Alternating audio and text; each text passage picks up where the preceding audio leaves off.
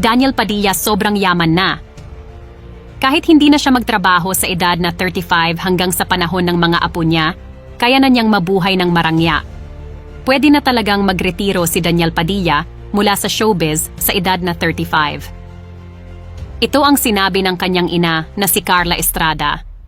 Nang pag-usapan ang kayamanan ni Daniel matapos ang ilang taon ng pag-aartista at pag-eendorso.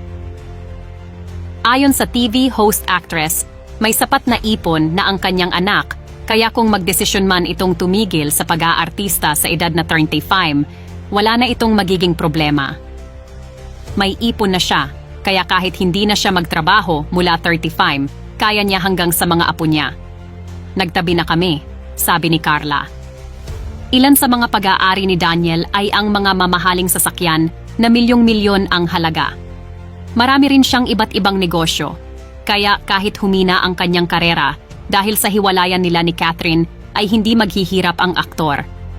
Umugong ang balitang hihina ang kanyang karera bilang aktor dahil sa kanilang hiwalayan, pero interesado pa rin ang Star Magic kay Daniel at kamakailan lamang ay pumirma ito ng kontrata.